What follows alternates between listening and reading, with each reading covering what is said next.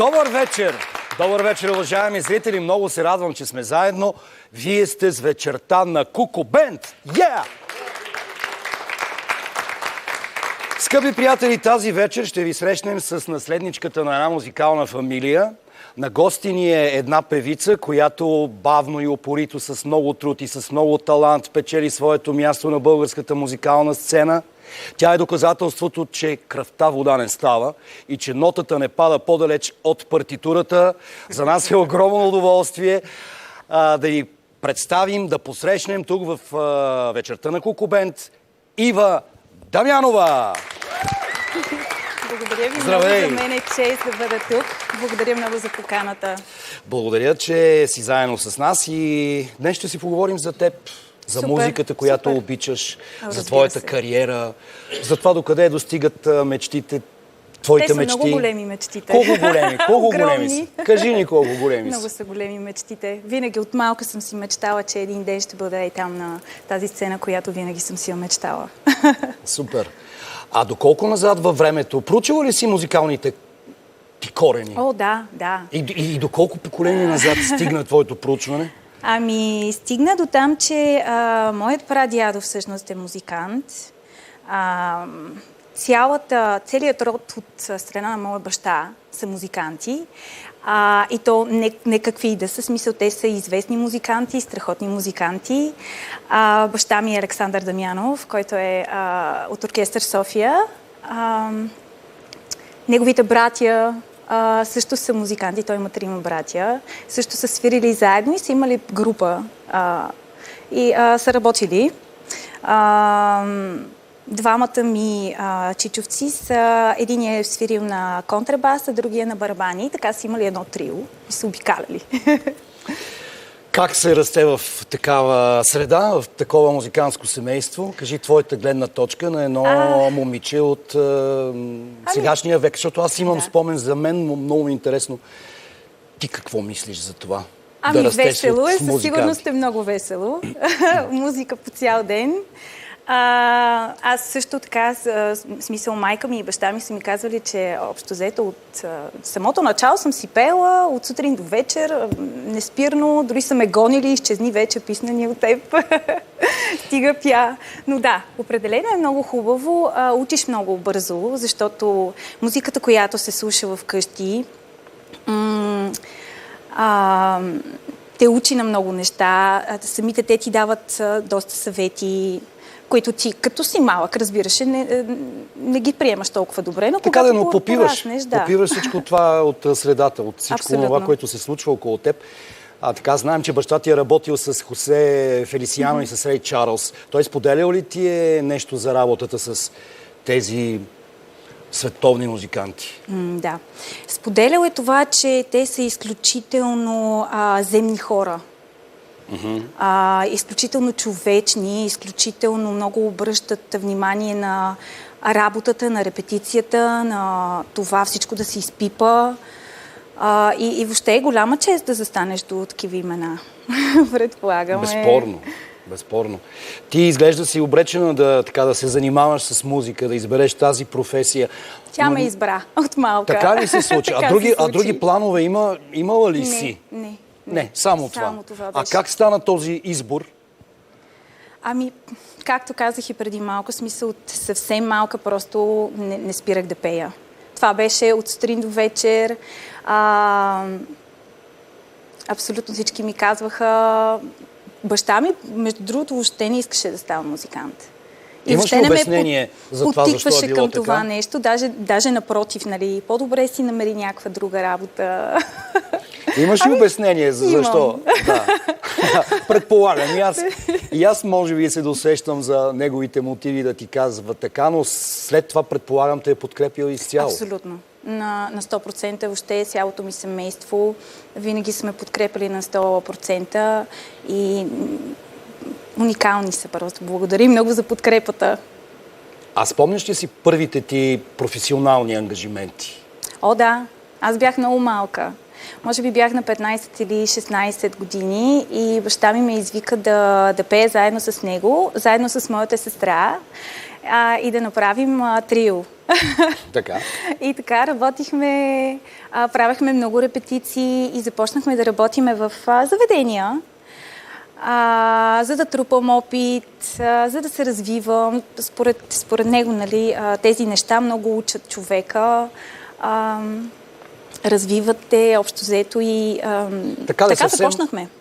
Съвсем отрано в боя, както се казва. Съвсем отрано в боя с песни, които са доста по-R&B. В смисъл, пеехме много неща на Boyz II Men, защото сме трима и искахме постоянно да правим хармонии. Аз обожавам това. Да, Boyz II Men, любима група. Наистина са страхотни песни от 70-те и от 80-те. BG също. В смисъл, въобще страхотни. Earth, Wind and Fire. Много такива имена. Красива музика. Стойностна. А сега работиш върху твой нов албум. С кого Точно правиш така. това и какво влагаш в това, което искаш да излезе вече, когато албума бъде завършен? Като цяло искам това, което да излезе от този албум, да бъда аз. Да мога да представя себе си по един начин и да успея да докосна хората, които обичат музиката, която и аз си я слушам, която и аз обичам, с която аз съм израснала и съм се учила от нея. Работя с Александър Славчев, китарист, певец, който е изключителен продуцент също. Също така текстове, тъй като аз не мога да пиша текстове, казала съм си го, не ми се получава. Текстове, последната песен, която е 5 минути, текстът е по Гери Торийска, която е прекрасен текстописец. Ние ще чуем след малко, да. Точно така. Предишната песен, която е на български език, е написана от Прея. Също. Така да вашата генерация си помагате и си работите заедно, което е страхотно, което наистина е много добре. А какво ти говори името Рой Хамилтън? Ами това е един американски продуцент, с който започнахме работа, поне от може би няколко месеца, 5-6 месеца, може би малко повече. Това е продуцент, който е Грами номиниран. Това е продуцент, който е работил с Майкъл Джексън, Бритни Спирс, Кейси и Джожо. Доста R&B музика е продуцирал през годините си. И аз като цяло съм адски щастлива, че успя този човек да ме намери, да се свърже с мен и да започнем работа по едно съвместно парче.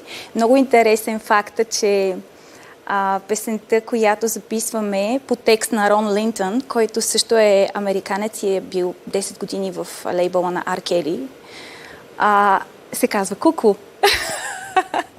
Ето, няма случайни неща. Да, в този живот. А за музикалния ти псевдоним да ни кажеш, кой го избра ти? Аз го избрах с помощта на Росен Дуков, който направи визията на логото. Искахме да бъде нещо, което не само да се познава в България, просто да може да излезе далеч. Така да е четимо и разпознаваемо и видимо от първата секунда навсякъде по света. Абсолютно, да. За това изписване. Точно така, да. На практика доста интересно се получи и мисля, че е доста красиво. И аз мисля така. Аз предлагам да отиваме вече и към музиката. Супер! Уважаеми зрители, винаги се радваме, когато можем да представим авторска българска песен на млад изпълнител. Затова споменаваме и всички автори, които заслужават поздравления за своя труд. И така, както разбрахте преди минутки, следва песента 5 минути, текст Гери Торийска, музика и аранжимент Александър Славчев и Ива Дамянова. Изпълнява Ива.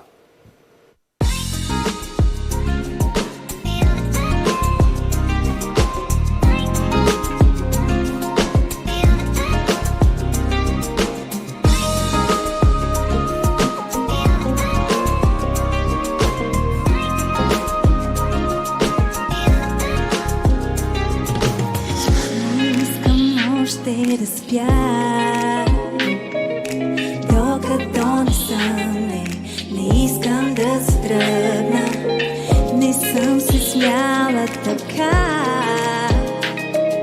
от толкова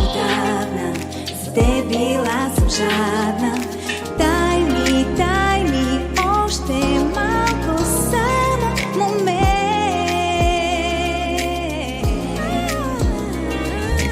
Още 5 минути само. Имаш ли за мен? Имаш ли време? Само за мен. Само 5 минути още. Тук сме бъди, сме остани. Сме остани. Не е ли странно това, че точно ние с тебе говорим си за време? След 5 минути деня всичко ще изтрием, но можем да се скрием. Дай ми още малко само момент.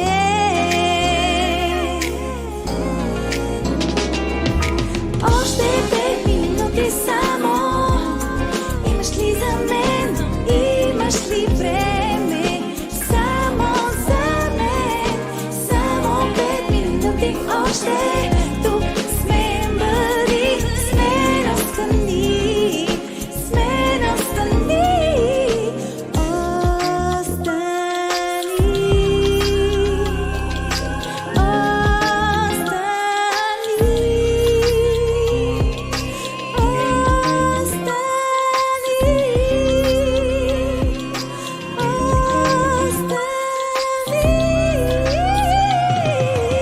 Още 5 минути само. Имаш ли за мен? Имаш ли време? Само за мен. Само 5 минути още. Тук сме бъди, сме настани. Сме настани. Още 5 минути само. Имаш ли за мен? Имаш ли време? Само за мен. Само 5 минути още. Тук сме бъди, сме настани. Сме настани.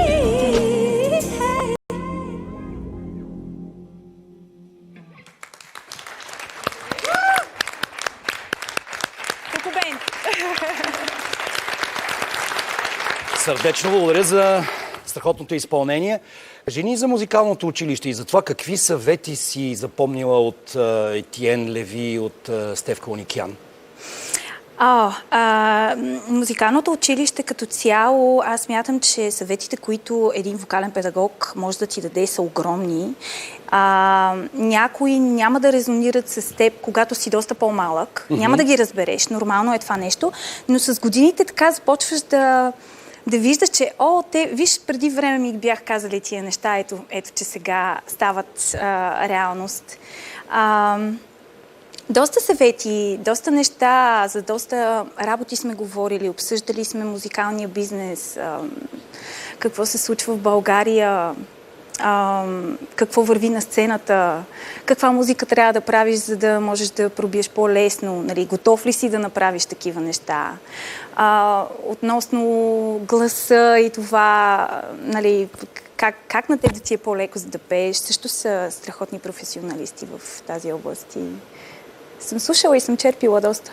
А сега, когато работиш с американски вокален педагог, той пък какви съвети дава? Той какво казва? И върху какво работите с него, всъщност? Този вокален педагог го намерих, тъй като имах проблем с гласа. Работейки доста време, нощно време, гласа се изморява. Всеки един певец това го знае. И бях направила малък такъв демидж, който, нали, се наложи така да прекъсна за известно време и да се лекувам.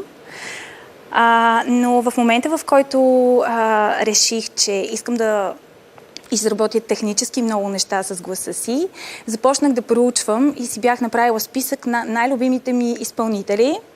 Кой е вокалният им педагог? И започнах да търся. Супер упорито да търся в Google.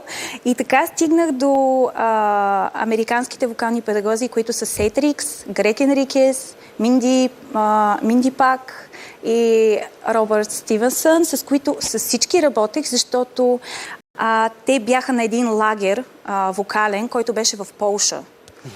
И така, когато видях, че има такъв лагер, просто си казах, не, отивам. Имаше две свободни места, си казах, не, тръгвам. Това е.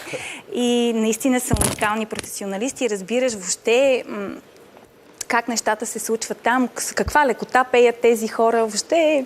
А онлайн продължавате ли контактите и общуването с тези хора, след като вече се разделихте от срещата и в Полша? О, да.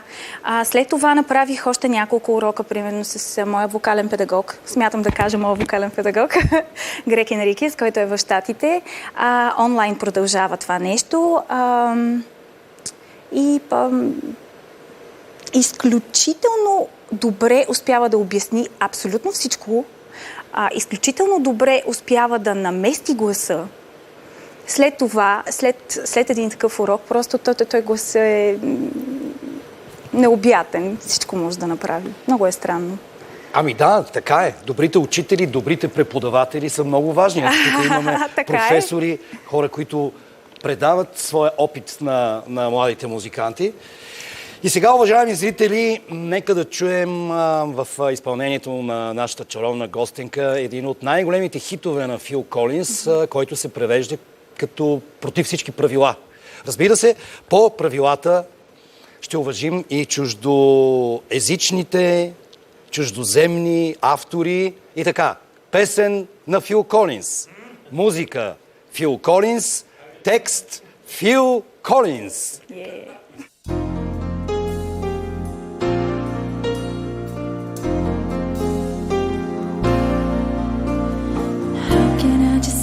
Let you walk away, just let you leave without a trace. When I stand here taking every breath with you, you're the only one who really knew me at all. How can you just walk away from me when all I can do is watch you?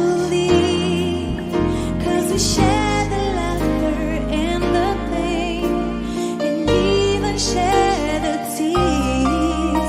You're the only one who really knew me at all. So take a look at me now.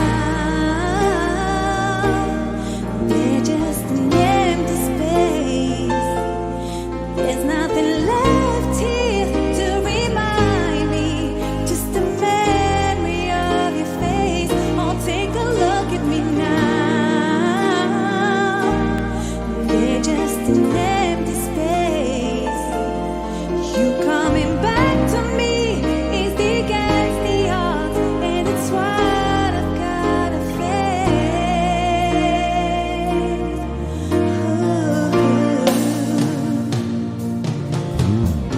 I wish I could just make you turn around.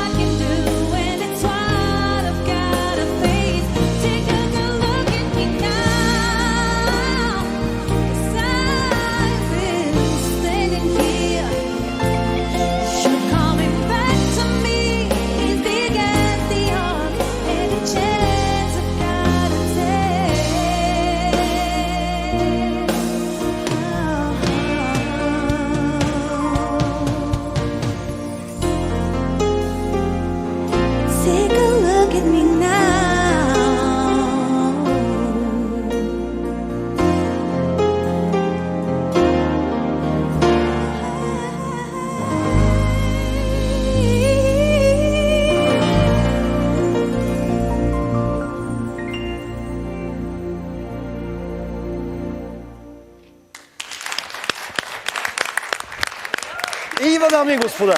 Мерси. Прекрасна си. Благодаря. Уважаеми зрители, вечерта на Коко Бенд ще продължи само след малко.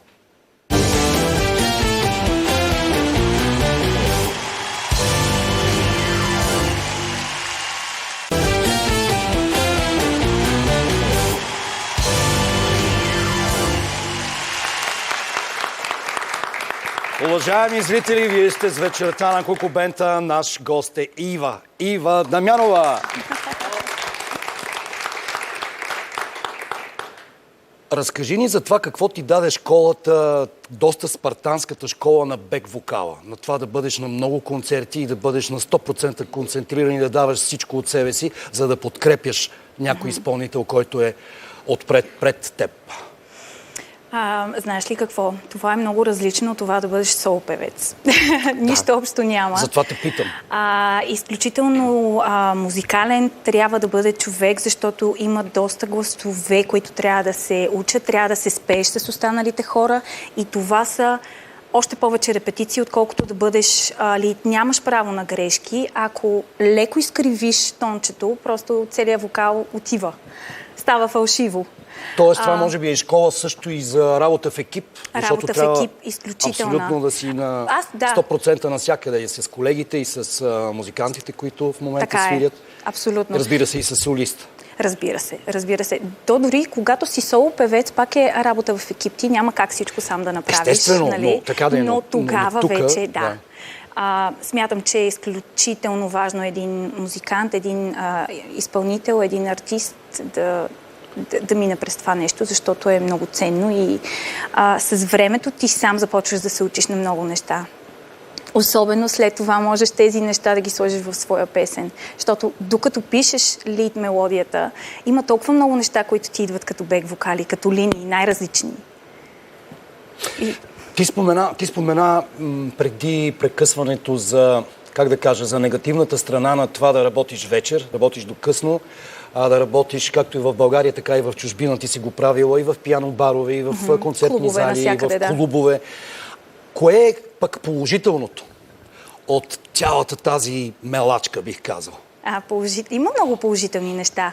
Може би едно от най-положителните неща е това, че започваш доста повече да се конектваш с хората, с публиката, защото каквото и да си говорим, хората не се вълнуват от това колко велик певец си на сцената, а да им дадеш един хубав вайб, едно хубаво настроение, да могат те да танцуват. Една силна емоция, да можеш да предадеш на... и те някак си са ти на една ръка разстояние, всички виждаш им очите, което в голямата зала е малко по-различно. По-различно е, да. Когато си вече на концертна зала, нещата са строги, ти правите нещата по списък, всичко върви. Много дисциплинирано, много стриктно. Точно така. Толкова много репетиции са минали, че няма как да ги объркате нещата, но когато вече си в един бар или в един клуб, въобще всичко е коренно различно. Импровизираш, говориш с хората, различно е просто. Различен тип работа. Но пак е хубава. Разбира се, сега има си другата страна на нещата. Това, което сподели ти, за умората на гласа и за това, че понякога ти се иска да си починеш. А по други причини иска ли ти се да си починеш понякога от музиката? Не. Нямаш. Нямаш такова желание, такива намерения не са ти стигали до... Постоянно съм, и мои приятели могат да кажат, постоянно слушам музика, постоянно нещо пиша, постоянно нещо наникам. Наистина, да. А само в музикални среди ли се движиш? В смисъл с приятели, колеги? Не мога да кажа, но... Имаш ли наблюдение от други области в живота, с други хора? С други готини хора? Абсолютно, разбира се. Актьори, всякакви. Забавно е, готино е, но така като че ли повечето приятели наистина са музиканти, защото просто няма как това ви свързва. Сцената, дали това, че сте работили заедно и сте изградили една много красива връзка, емоционална. Със сигурност. Да. А трябва ли да се следват музикалните тенденции, които вървят навсякъде, които се променят от време на време? Ти как мислиш на това? Или пък ти трябва да се опиташ да налагаш това, което теб силно те вълнува? И да го музикалните... предадеш разбирам. на публиката. Музикалните тенденции, според мен, във всяка една държава са различни. Ако в България музикалните тенденции са едни, в Щатите музикалните тенденции са други и въобще вкуса на хората е различен. В Англия е, Едно, да кажем, във Франция да, съвсем именно, различно. брит-поп, в Италия, мисля, че още е така... Тази Различна е, популярна естрада. Но пък виж на последните конкурси Сан Ремо пък излязаха съвсем брутално различни други неща, странични от тази... Дори рок имаше смисъл. Да. Страни от тази позната италианска популярна музика. Абсолютно. И то точно от този фестивал. Да, точно така. В смисъл, като цяло, смятам, че трябва да се следват такива тенденции, но смятам, че трябва да бъдеш искрен със себе си. Това е задължително. Да, в смисъл такъв, трябва да намериш някакъв баланс между двете неща. Мисля, че там е истината. Аз ще продължавам да те разпитвам, защото имам още много въпроси, но предлагам да отиваме сега към следващото изпълнение, Супер. към следващата песен. Уважаеми зрители, сега ще чуем една песен на Адел, но в интерпретация на Али Калдуел от един популярен музикален формат. След това ще си поговорим с Ива и за музикалните формати, но преди това нека запалим огъня с следващото нейно изпълнение.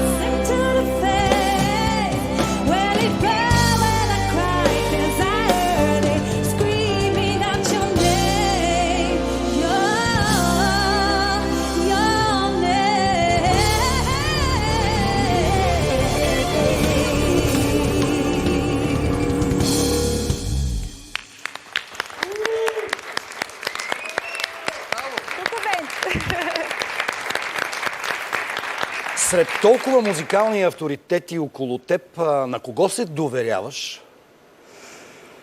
Да кажем, че обичам да вземам и професионалното мнение.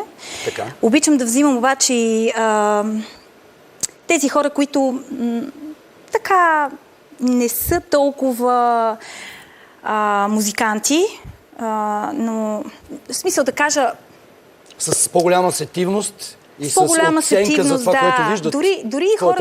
Дори хора, които въобще не се интересуват и занимават от музика. От всеки един можеш да вземеш много неща. Нали, отсяваш нещата. Не можеш сега да вземеш абсолютно всяка една критика и да кажеш... Той няма как, ще стане голяма лудница. Абсолютно, да. Но... Общо взето така, баща ми много ми помага също в тези моменти и естествено хората, с които работя най-вече в студиото, защото в момента работата ми е свързана доста повече в студио и насочена повече в студио. Да, особено когато подготвяш албума. Да. Студиото е време, мястото, където се взима повече време, където се отдава. Точно така. А за колко време се учи една песен, една чисто нова песен? Ти колко време й отдаваш, за да стигнеш до момента, в който да кажете, айде записваме я? Тоест да направиш една песен. Да. Ами, пак е много строго индивидуално. Понякога песента просто идва от раз. Понякога изведнъж става заброени и текст. Всичко си идва просто. Мелодия. А понякога наистина смисъл имаш някакъв трак или примерно някой ти е казал това парче би ти подхождало, може ли да го опиташ, нещо да измислиш. И ти го слушаш на първо слушане е много готино, харесва ти, обаче нещо не се нещо малко получавам, по-бърква и изисква повече време. Да, така е. Всъщност това е процеса и това му е готиното. Да, и готиното е, че в студиото можеш да експериментираш толкова много, че до момента, в който да започнеш да махаш. Добре, това чистим, защото не ни харесва. Другите пък са много готини. Ето от тук, примерно, това много ми харесва. Можем да развием нещо друго. Въобще, но за това си трябва така една свежа глава и да не се страхува човек, просто да експериментира. И така и много хъс, и много стремеж към това да експериментираш, да опитваш. Абсолютно. Да знаеш, че не всичко може да стане так на секундата, че трябва да има натрупване и изисква и взима време. Взима време, понякога дори смисъл стоиш в студиото и имало и такива случаи, в които просто стоя и съм пълен булкаш. Просто нищо не става. Минавала си през отчаянието. През момента, в който кажеш, леле, край тук нищо не се става. Нищо не става. Блокирах. Това е част от процеса и това наистина е една много красива работа. Но, уважаеми зрители, сега нека да чуем и песента My All в изпълнение на нашата прекрасна гостенка Ива.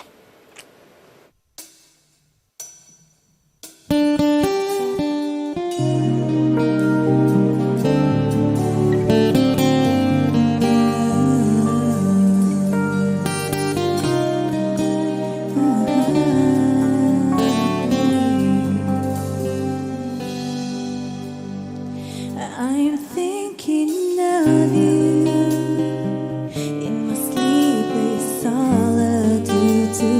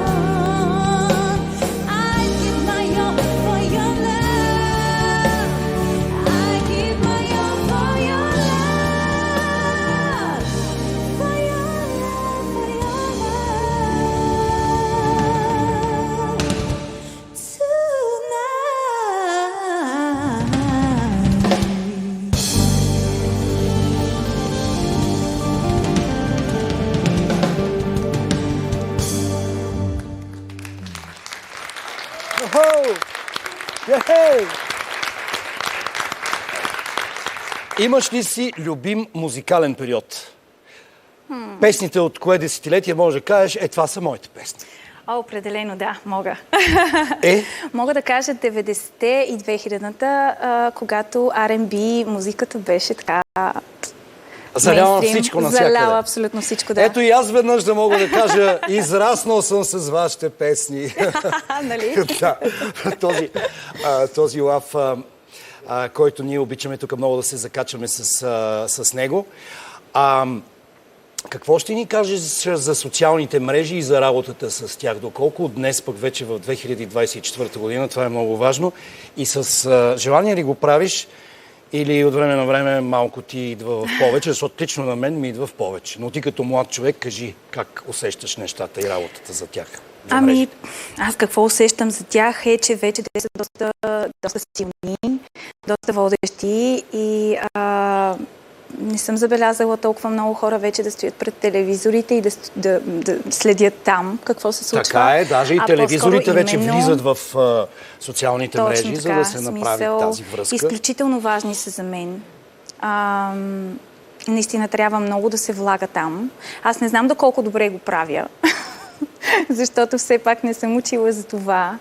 Социал медия и така нататък, но определено човек трябва да работи в тази посока, защото сме свидетели на това, че лейбълите вече остават някакси малко по-назад от цялата история, като че ли ако имаш добра песен, хубаво излъчване, харизмата, която всеки един търси, и просто достигне до повече хора. Ти нямаш идея кое ще стигне до хората, просто опитваш през цялото време.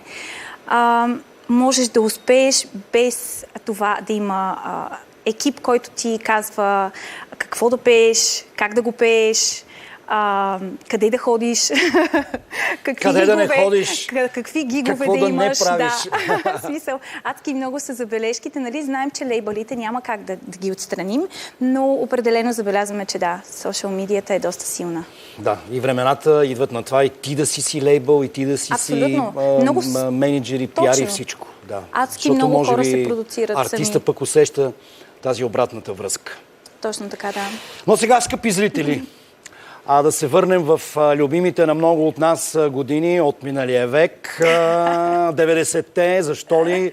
Защото ги помним и защото много ни кефят. И защото имаме Ива, която ще ни изпее една песен за едно срамежливо момче. Насладете се на изпълнението.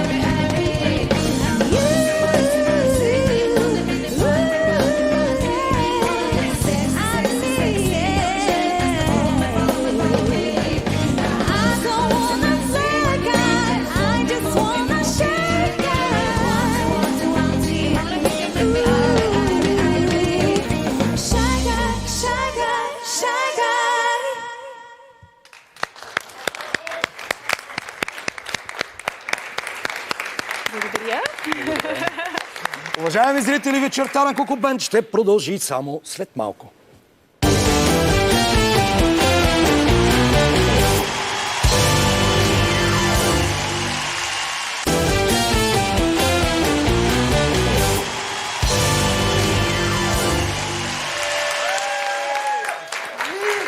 Уважаеми зрители, ето ни отново в студиото на 7/8 ТВ. Вие сте с вечерта на Коко Бенд, а на гости ни е Ива Дамянова.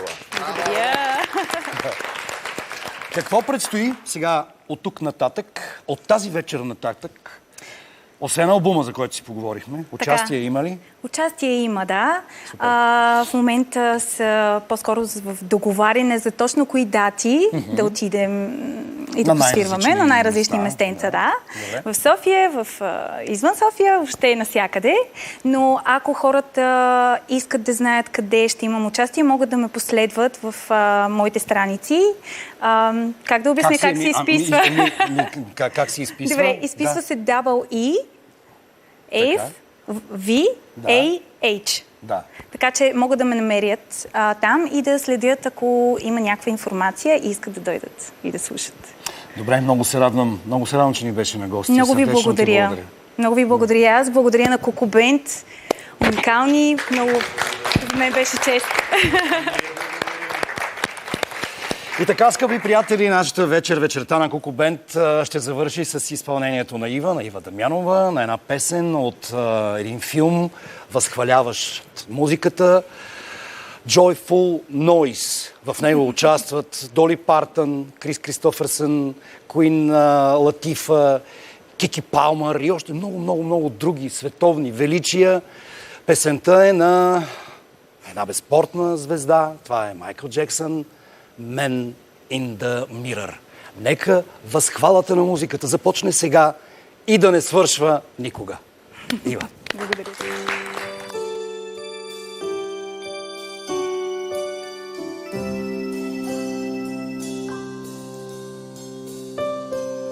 I'm gonna make a change for once in my life. It's gonna feel real good, gonna make a difference, gonna make it right. As I turn up the color on my favorite winter coat, this wind is blowing my mind. I see the kids in the street with enough to eat. Who am I to be blind, pretending not to see them? Disregard a broken bottle top in a one-man soul. They follow each other on the wind, you know, 'cause they got nowhere to go. That's why I want you to know I'm starting with the man in the mirror. I'm asking him to change.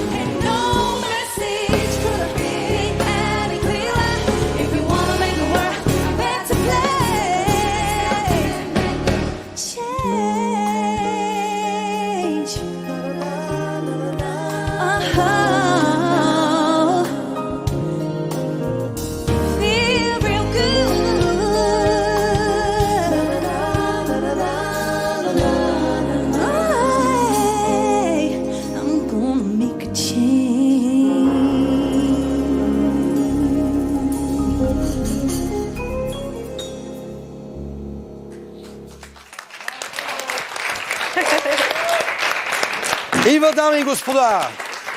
И така, за тези, които не чуха и които не разбраха, ето така се изписва в социалните мрежи името на нашата гостенка Ива. Много благодаря. Благодаря, че ни беше на гости. Скъпи зрители, това беше всичко във вечерта на Кукумент. Останете с програмата на 7/8 TV!